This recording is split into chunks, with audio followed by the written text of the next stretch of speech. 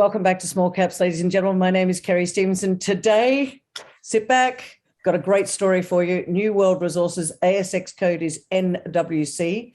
Mike Haynes is the Managing Director and CEO. First time joining us on Small Caps, so hooray. And the reason I'm excited, they've got the Antler copper project over in Arizona in the USA. And this project just continues to deliver with some pretty amazing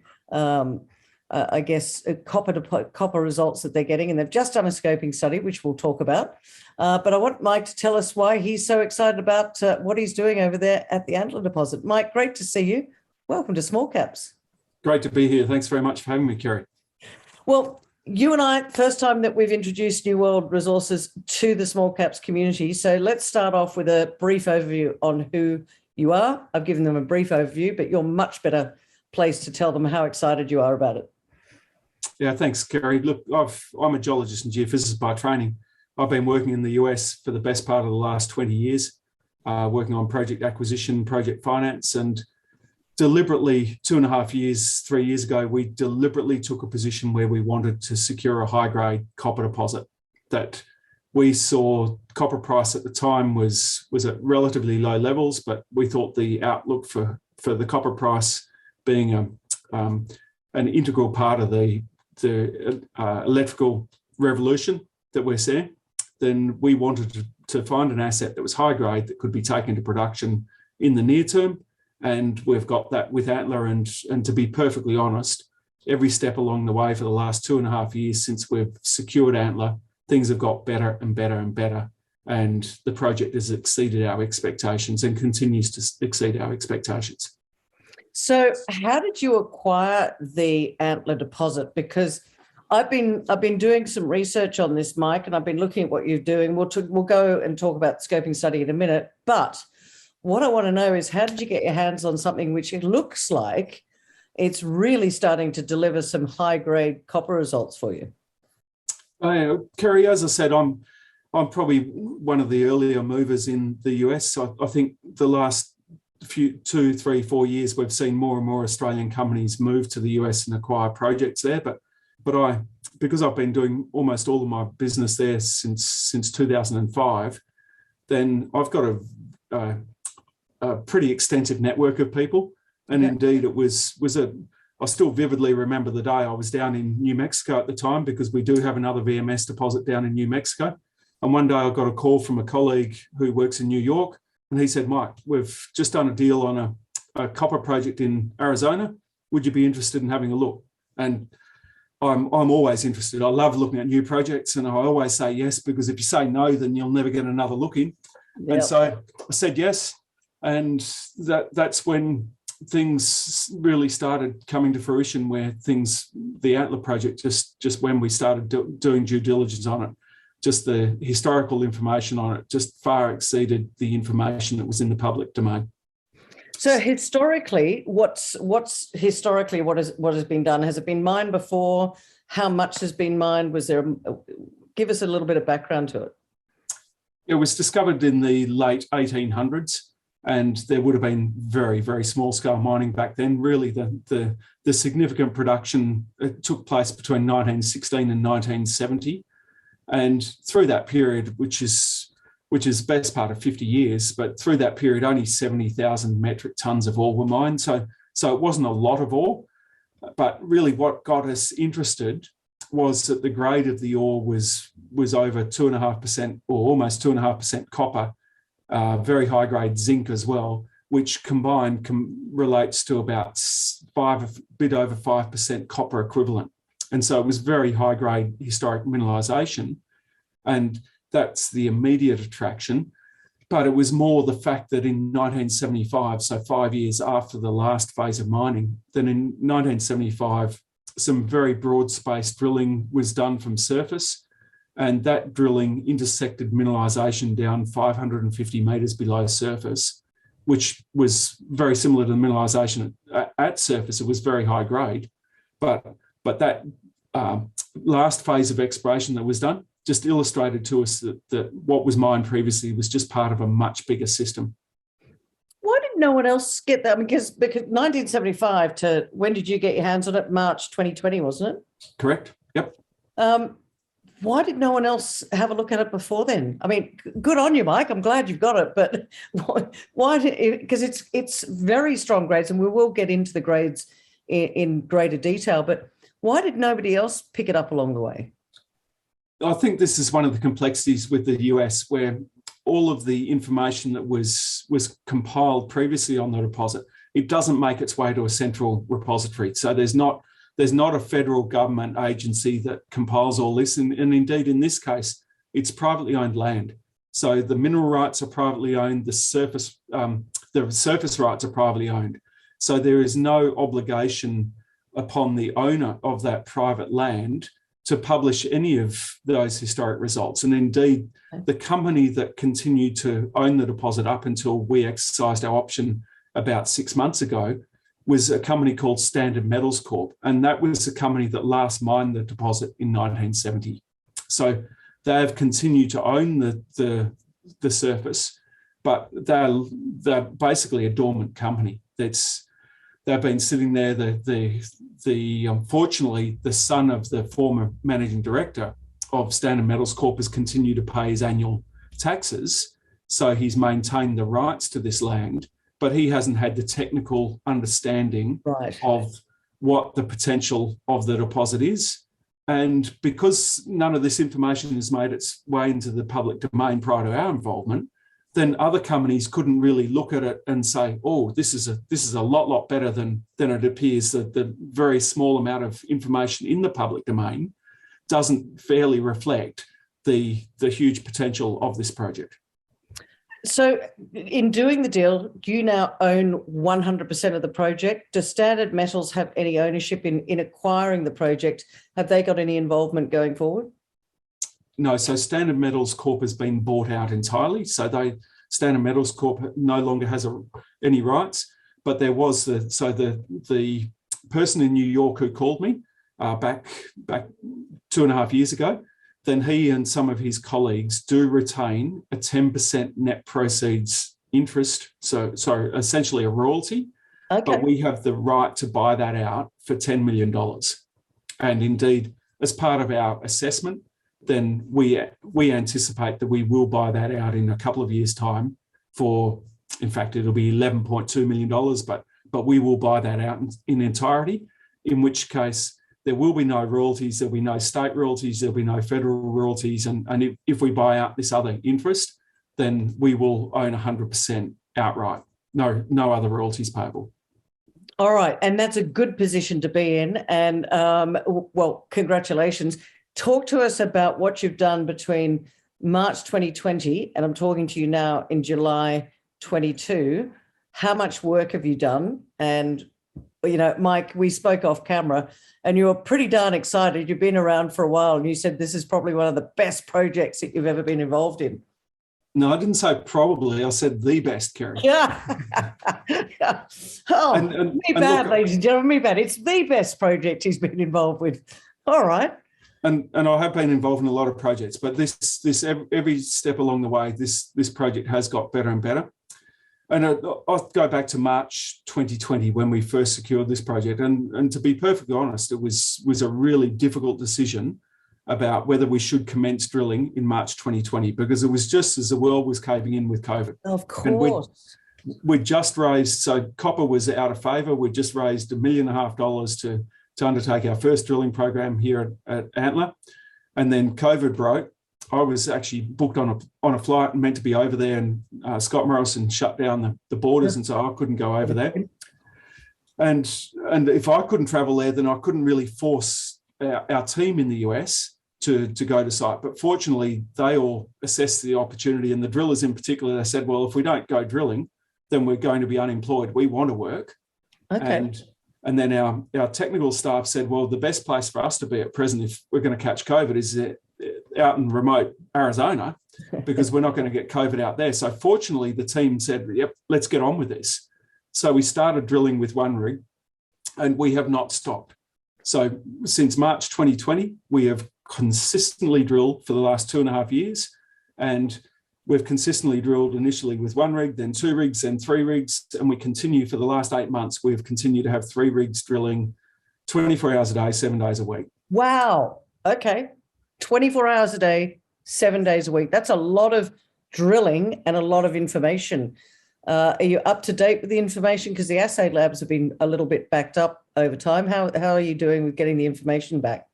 And that has been a source of frustration to us over the last 2 years. Look, ultimately, I think it's a good thing because there's so much exploration going on. It means there has been funding available for us. But one of the consequences is that the labs have been inundated with work. And so our assay turnaround time, in fact, the last batch that we announced was just over 3 months turnaround time. Now, the assay lab is telling me that they should have that back into 6 to 8 weeks, but it is still a slow process. Fortunately, our mineralisation, because it's base metals, so it's copper, zinc, unlike gold. So high-grade gold, occasionally you might see visible gold, and so occasionally you might have a good feel that the mineralisation is there. In our case, because we're base metals, then our mineralisation is extremely visual. So within minutes of us pulling core out of the ground, then we know the grade. So the geologists are good enough to estimate the copper grade to plus or minus 0.25% and the zinc grade to plus or minus, say, 0.5%.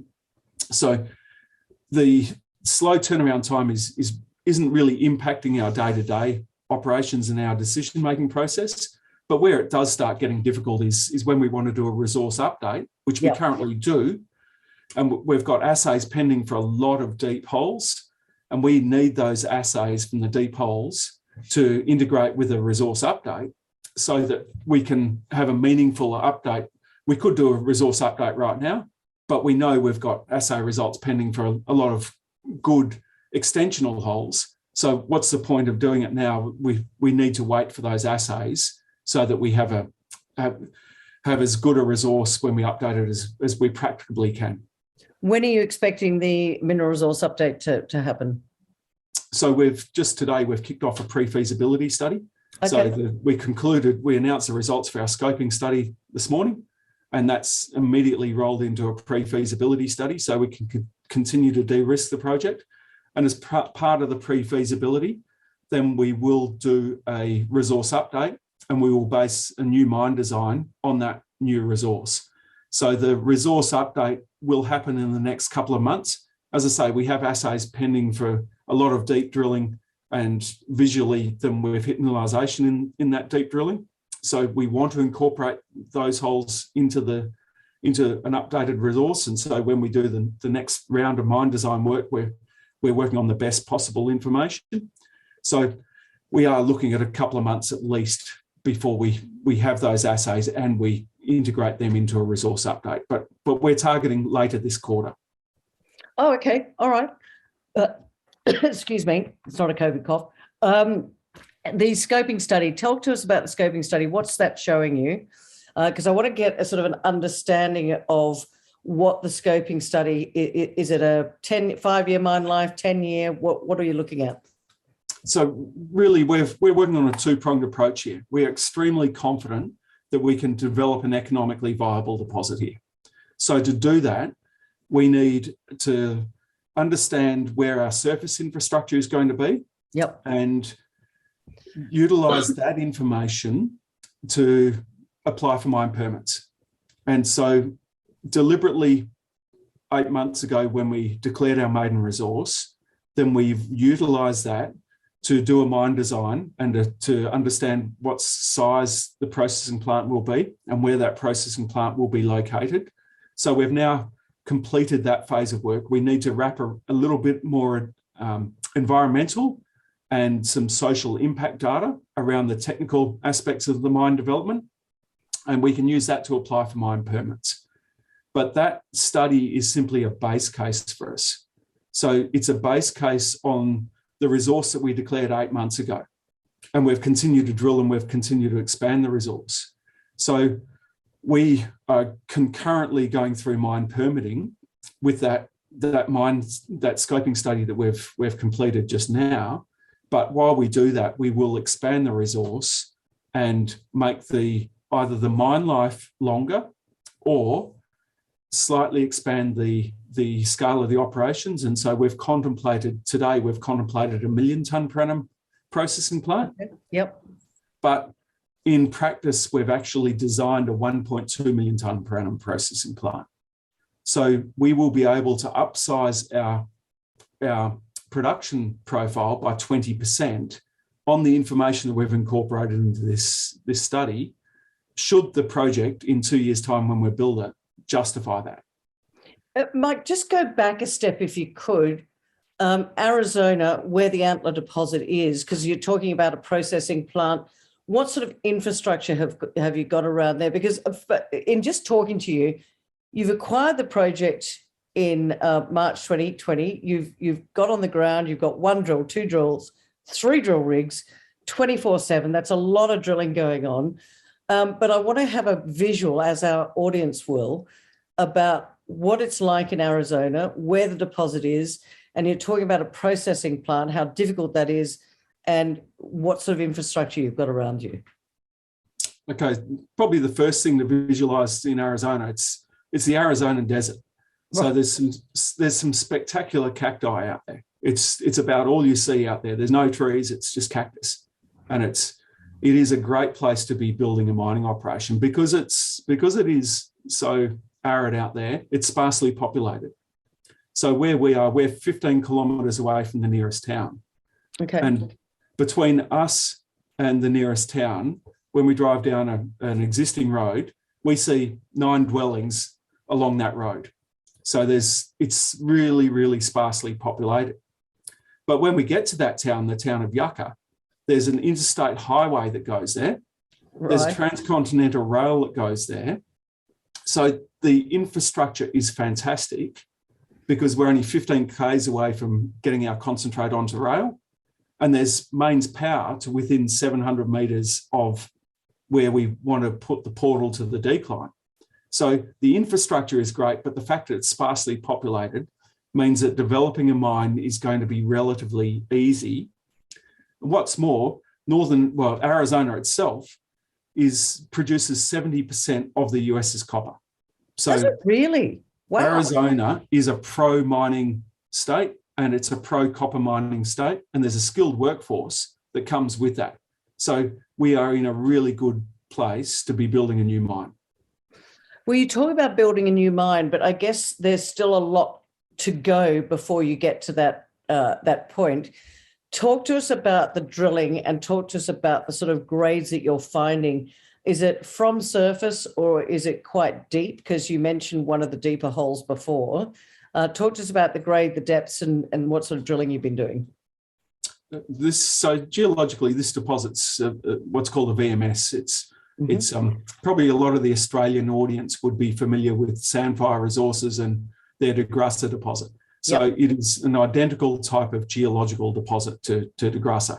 In fact, our grades are not dissimilar to we're slightly lower, but the grades at our deposit, Paul Howard, the analyst at Canaccord, he has a database of 830 copper deposits in the world, and he rates our deposit as the 30th highest grade copper deposit in the world. So It doesn't matter which way we look at this, then it's a high grade deposit. Historically, the mineralisation comes to surface in the late 1800s. When they discovered this, they discovered it because the VMS sticks out at surface. But these VMSs, they can be very, very big. Probably one of the biggest ones in the world is Kidd Creek. Kidd Creek's a big Canadian VMS, 250 million tonnes. They're mining down there over 3 kilometres below surface. Wow. Now, in our case, we saw shallow, high-grade mineralisation at surface. We saw that historic production was all within 150 metres of surface. And so we just started drilling deeper and deeper and deeper. Okay. To this point, we've now drilled almost 700 metres below surface. And the 2 of the deepest holes that we've intersected on the project have 2 of the best results yet returned. So our 4th deepest hole in the project has intersected 42 metres at almost 4% copper equivalent. So that's extremely thick and very high grade. And our deepest hole in the project is over 10 metres at almost 6.5% copper equivalent. So again, good thickness, but very, very high grade. And we are just seeing consistently that both vertically and laterally, this high grade mineralization is everywhere. It's just continuous. And that bodes really well for mining this, because we don't have a little spot here and a little spot there and a little spot there and a lot of capital development to get between the little pods of mineralization. In this case, we have consistent mineralization that we've drilled to date over 500 meters of strike, and it's consistent over 700 vertical meters. And indeed, 95% of the resource base that we declared in November falls into a mine design. So the resource was 7.7 million tonnes of mineralisation.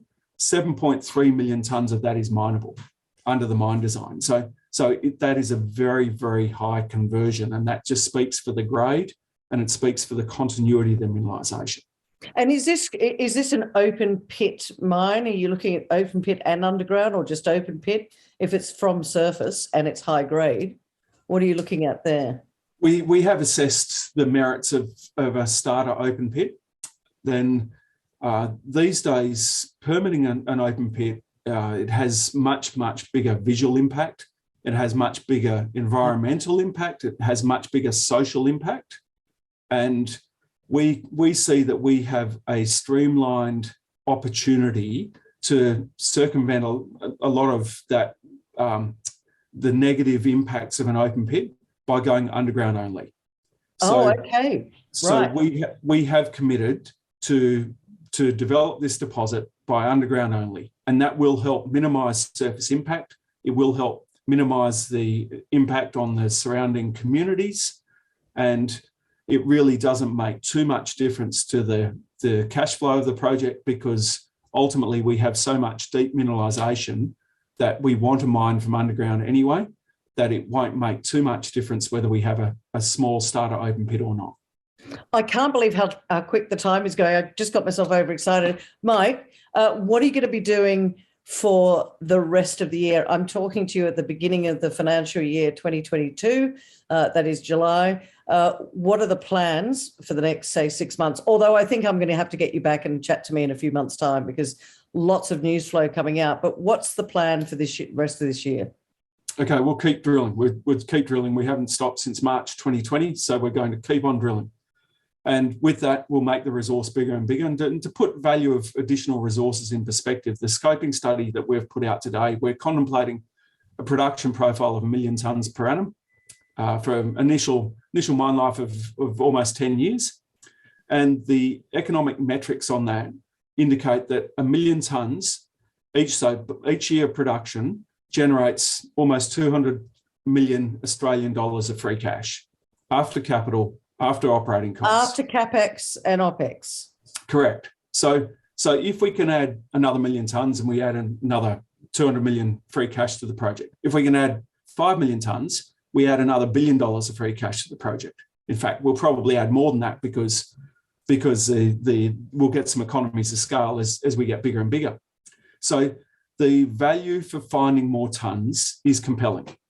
So if we spend $5 million a year or $10 million a year on exploration, and we can find, let's call it a million tonnes, then great return.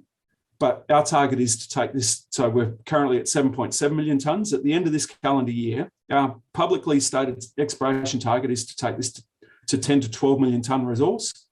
And thereafter, we see that there's upside for 15 to 20 million tonnes. So we will continue to explore and add value through exploration and put us in a position where we can mine for a longer mine life or mine greater throughputs. So exploration will continue. But at the same time, we will de-risk the project with a pre-feasibility study, which will include a resource update and a refined mine design, because we see that there's many ways that we can optimise the development proposition that we've publicly stated today. A couple of quick questions. How difficult will it be to get those mine permits where you are? Is that just a simple process, or does it take a lot of time? Do you think there's going to be any challenges in getting those mine permits approved? Oh, look, I think globally mine permitting has become a little bit more contentious, but where we are, we have precedent in our district. So even so, the lead of our mining study, a guy called David Stone, then going back 5 years ago, there's a gold mine located 60 kilometres to the west of us called the Moss Mine. Then he led the Northern Vertex, who was the owner of the Moss Mine. He led that through pre-feasibility, through feasibility, through mine permitting, through construction, into production. He led that process. And that process was an 18-month-long process. And he is leading exactly the same process for us. So he knows it well. He knows what he's doing. We know what we're doing as well. But he's reaffirming what we're doing. So we see that there is a clear path to permitting, but there is still a process. And I don't want to categorically say there won't be hurdles along the way, but the fact that we're on privately owned land in sparsely populated Arizona with people who know what they're doing, getting this mine permitting process underway and taking it through the process, then I think we're in extremely good position to achieve our objectives there. We're running out of time, Mike, but I just want to ask you this question first up. Do you think you've been flying under the radar a little bit? Look, I'm just listening to you, and I've known you for a while, and you're pretty pumped up about what you've got there. And I'm thinking, have you been flying under the radar? I think if this deposit was next door to Samfire's DeGrussa deposit, then we would not be under the radar. People would be saying, "Wow, this is not quite DeGrussa 2, but it's pretty bloody close to it." But the fact that we're in Arizona, I don't think people understand that Arizona is even you sat up and took notice, wow, 70% of the US's copper comes from Arizona. Yeah. Arizona's a pro-mining state. Yeah. Well, the only reason we're in Arizona is because it is a pro-mining state. We would not be operating in states that aren't pro-mining, that where things are going to be difficult to get done, because we're legitimate about developing this project. This isn't just an exploration play for us. We will continue to explore it, but we are legitimate about taking this to production to capitalise on the forecast high copper prices that we see in the second half of this decade. There's no better way to capitalise on that than to be in production and producing copper metal at a high copper price environment. Well, Mike, we have run out of time, so I just need to ask you this. Everybody knows that my beautiful audience out there will say to me, where was those 3 questions? And I know you'd like to give me more, but I just want to hear from you 3 reasons why our community should be sitting up and taking notice of New World Resources right now. I think we've told them, but let's tell them again. Come on, Kerry. We agreed beforehand that we were going to go to 16 reasons for this case. So am I allowed 16? No, Michael. You know the rules. 3. You want 16, ladies and gentlemen. We'll run out of time. 3. Take your top 3. Grade. This is one of the highest grade copper deposits in the world. Doesn't matter which way you look at it. So with grade comes robustness. So the grade is compelling. And I guess the second plus for the grade is that it just makes it a high margin proposition.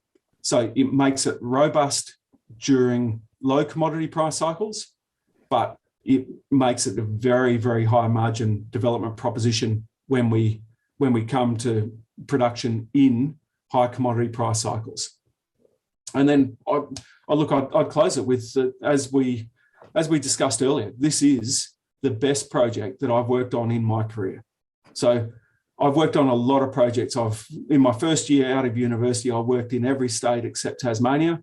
And since then, I've worked in every continent except Antarctica. And this is the best project that I've worked on in my career. So there's a huge amount of upside left to be had in this project. Well, Mike, I really appreciate you coming on board. As I said, there's probably going to be lots of news flow going forward. So, ladies and gentlemen, there you have it. Arizona, the Antler deposit. Mike, congratulations. New World Resources, the ASX code, as I said before, is AWC. You can see all the presentations and updates on Mike's website. He'll be going back to site soon and doing more updates, more drilling, 3 rigs, 24/7.